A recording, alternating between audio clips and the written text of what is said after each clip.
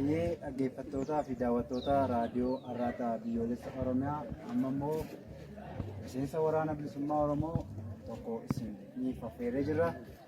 Aanaa Gidaamii magaalaa Gidaamii keessatti argamna. Magaalaan Gidaamii yeroo ammaa aanaa gandoota hunda dabalatee to'annoo waraana bilisummaa Oromoo jala jira. Kana ilaalchisee akkaataa lolli itti turee fi haala hawaasni fakkaatu waa tokko irraa iyyafachuuf isaaniin affeerree jirra. Ayyee maqaan keessan ibsuudhaan gaaffilee keenyatti fuudhaa jaaleenyu isiniin jiran.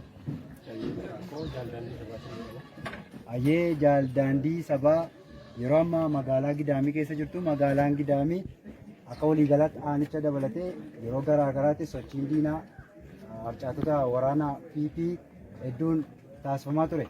Akkamiin naannoo kana dhuunfattan dhuunfannaa keessan kanaan immoo haala hawaasa keessa jiru maal fakkaata?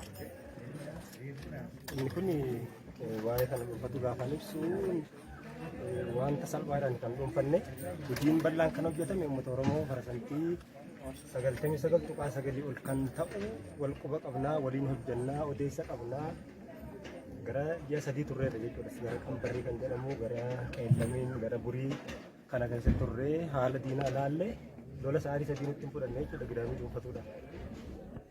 Ayyee miira hawaasni guyyaa sanatti isin simate maal fakkaatan? Wiirtuun kun wiirtuu diinni keessa socho'aa turedha. Uummata Oromoof waraana bilisummaa Oromoo addaan kutuuf lola garaa garaa ture. Yeroo magaalaa seentan akkamiin isin simate? Miirri gammachuun hawaasaa maal fakkaata? Maal daawwattan? Inni kun waan baay'ee nama dhibudha. Waan baay'ee nama dhibudha. Uummanni Oromoodha. Kaleessas deengaddas quba qabna keessa jirra wanta ta'eef gammachuu baay'ee nutti qabaa. Waan qabnu kennee boo'ee nu simata.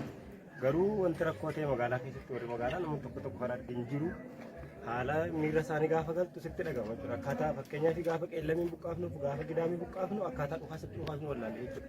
Uummanni iyyaa inni kun ililchaa inni kun sirbaa baay'ee hamilee namatti godha. Ani wanta qabsoo bilisummaa Oromoo keessatti wanti hamilee namatti godhe egan gabbeen arge mi'a qabsoo bilisummaa Oromoo egan gabbee uummanni Oromoo akkam akka roorrifame akkam akka dhaaba kana jaallatu akkam wareegama kaffalu akka barbaadu hawwii akkam akka qabu hamilee waan namatti godhaati. Lola sa'aatii 3 hin geenyeen aanaa Gidaamii dhuunfanne kun lafti garan gallee wanti nama gaddisiisu kaleessa shoorar keessaa akkas nama godhuu nama ajjeesuu nama qaduu hin ajjeesu.